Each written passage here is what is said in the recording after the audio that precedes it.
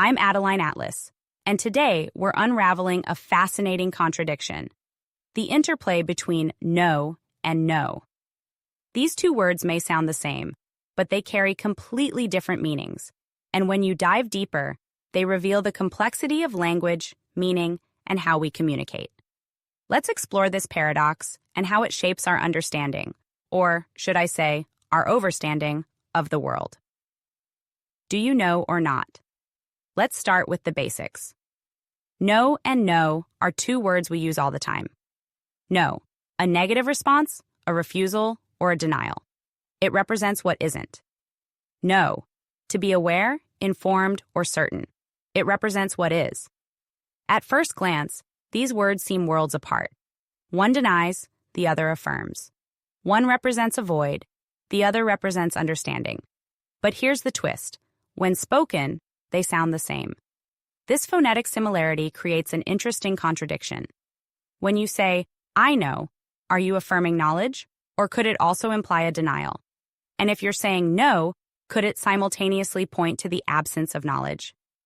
This paradox opens the door to deeper questions. What are we really saying when we use these words? Are we aware of the contradictions embedded in our language? And how does this impact the way we communicate, perceive, and ultimately overstand? The power and contradiction of language is a tool. It's how we express our thoughts, ideas, and emotions. But it's not perfect. Words carry meaning, but they also carry limitations. They're influenced by culture, context, and even the subconscious patterns we don't always recognize. Take know and know as an example. On paper, they're distinct. In conversation, they're identical. But here's where it gets even deeper. When you say, I know, you're affirming awareness. But when spoken aloud, the listener may also subconsciously associate it with know. That subtle contradiction can create confusion or ambiguity in the way we both communicate and internalize meaning. If words truly carry the weight we believe they do, what does it mean to use language that contradicts itself as we speak it? Exploring overstanding and alternatives. This brings us to a concept that goes beyond knowing: overstanding. Overstanding represents a deeper grasp of a concept, a higher level of awareness that transcends surface understanding. While know implies awareness through observation or experience, overstanding moves into a realm of profound clarity, a state where you're not just informed, but aligned with what you perceive. But what other alternatives exist to help us express this clarity without the inherent contradiction of know and know? Let's explore. Understand. Understanding something from a deeply personal, internal place. Comprehend. Fully grasping the meaning or significance of something. Grasp. A firm mental hold on a concept or idea. Appreciate. Recognizing the value or importance of something. Perceive. Becoming aware of something through intuition or insight. Deduce. Drawing a logical conclusion from evidence or reasoning. Interpret. Giving meaning to information based on your perspective. Each of these words carries its own nuance, and using them can help us communicate more clearly, avoiding the subtle contradictions that arise with know and know.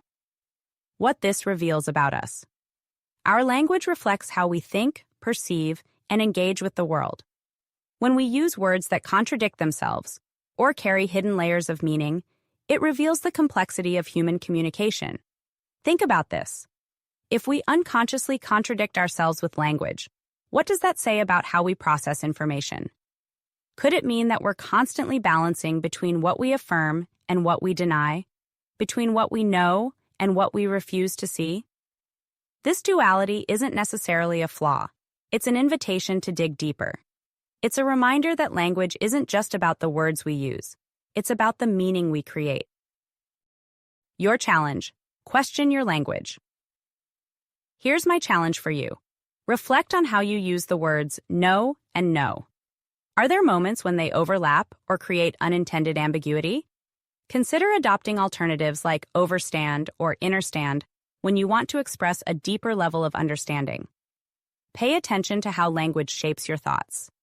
Are there other words you use that carry hidden contradictions? By questioning your language, you're not just becoming a better communicator. You're becoming more aware of how you think, perceive, and interact with the world. The bigger picture. At its core, this isn't just about words. It's about awareness.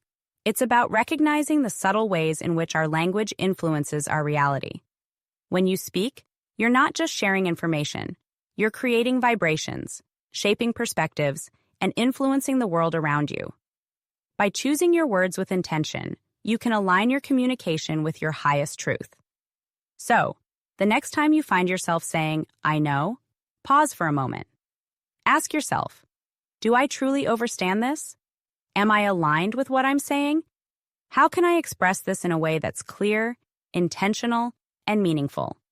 Because when you speak with clarity and purpose, you're not just communicating, you're creating. Thank you for tuning in today.